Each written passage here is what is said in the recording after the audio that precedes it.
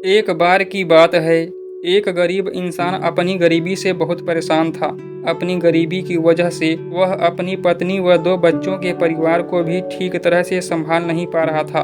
उसके लिए अपने परिवार के लिए 2 टाइम का भोजन भी जुटा पाना मुश्किल हो रहा था। वह अपनी ऐसी ज़िंदगी से तंग आ चुका था। इस गरीबी और लाचारी ने उसके दिमाग में उथल-पुथल मचा चुकी थी। अपनी इन समस्याओं से बचने के लिए उसने घर छोड़कर भाग जाने का निर्णय लिया और एक रात वह अपना घर परिवार छोड़-छाड़ कर चला गया। उसे यह नहीं पता था कि उसे कहाँ जाना है, वह बस चला जा रहा था। चलते-चलते जब वह एक नदी के किनारे पहुँचा, तो उसने देखा वहाँ महात्मा बुद्ध अपने शिष्यों के साथ डेरा डाले हुए हैं। यह देखकर उसने निर्णय लिया, वह सन्यासी बन जाएगा और महात्मा बुद्ध का शिष्य बनकर उनके साथ विचरण करेगा। यह निर्णय लेकर वह महात्मा बुद्ध के डेरे में जाता है और उनके चरणों में गिरकर बुद्ध से यह विनती करता है कि वो उसे अपना शिष्य बनाकर अपने साथ रख लें। बुद्ध ने उस गरीब इंसान के तरफ ध्यान से देखा और फिर मुस्कुराते हुए बोले, ठीक है, आज से तुम भी मेरे काफिले का हिस्सा हो। अगली सुबह जब महात्मा बुद्ध का काफिला आगे बढ़ा तो वो भी उनके साथ चल पड़ा। गर्मी का मौसम था और तेज धूप भी थी, लेकिन वह महात्मा बुद्ध का काफिला लगातार बढ़ता जा रहा था। जब वे लोग एक जंगल से गुजर रहे थे, तब एक बड़े से पेड़ के नीचे सभी लोग कुछ देर के लिए विश्राम करने के लिए रुके।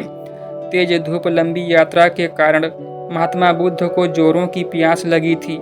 इसलिए महात्मा बुद्ध ने अपने नए शिष्य से कहा, यहाँ पास में ही एक सरोवर है, तुम वहाँ से मेरे लिए पानी लाओ।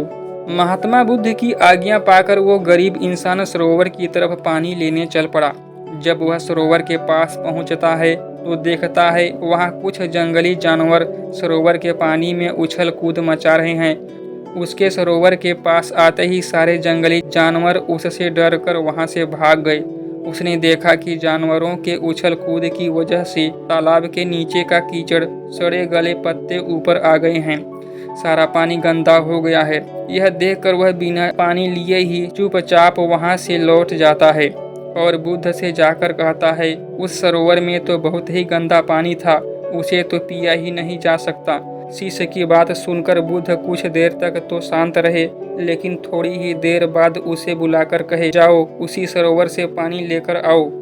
महात्मा बुद्ध का यह आदेश सुनकर शिष्य पानी लेने तो चल पड़ा, लेकिन अपने मन में यही सोचता जा रहा था कि महात्मा बुद्ध इतने गंदे पानी को पिएंगे कैसे। लेकिन जब वह सरोवर के पास पहुंचता है तो यह देखकर चकित रह जाता है कि सरोवर का पानी एकदम साफ और निर्मल हो चुका है। वह सरोवर का पानी लेकर महात्मा बुद्ध के पास जाता है और उनसे पूछता है कि थोड़ी ही देर में सरोवर का पानी इतना साफ कैसे हो गया। तब भगवान बुद्ध ने उसे समझाते हुए कहे, जब जानवर पानी में उछल कूद मचा रहे थे तब सरोवर का कीचड़ ऊपर आया था, परंतु कुछ देर शांत रहने पर कीचड़ फिर से नीचे बैठ गया और सरोवर का पानी फिर से साफ निर्मल हो गया। इसी प्रकार हमारे मन के साथ भी यही होता है। जीवन की भाग दौड़, समस्याएं व मन की अशांति हमारे दिमाग को उथल पुथल मचा देती हैं और तब हम जल्दबाजी में गलत निर्णय ले लेते हैं। कोई भी निर्णय लेने से पहले अपने मन को शांत रखें और धैर्य के साथ बैठकर सोचें, तो हमारे मन के उथल पुथल भी पानी के उस कीचड़ की तरह शांत हो जाता है और तब हम जो भी निर्णय लेते हैं वो हमेशा ही सही होता है। इसलिए बुरे समय में इंसान को कभी भी धीरज नहीं खोना चाहिए।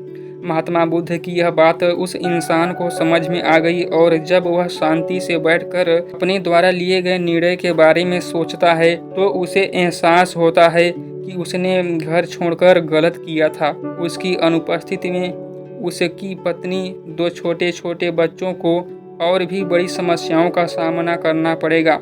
उसे अपने पति व पिता होने का दायित्व निभाना ही पड़ेगा। इसलिए वह महात्मा बुद्ध से आज्ञा लेकर अपने घर वापस चला जाता है। दोस्तों, इस कहानी से हमने सीखा कि हमें कभी भी अपने निर्णय अशांत दिमाग व जल्दबाजी में नहीं लेना चाहिए, बल्कि दिमाग को शांत रखते हुए वह भविष्य के बारे में सोचकर ही सही निर्णय लिए जा सकते हैं।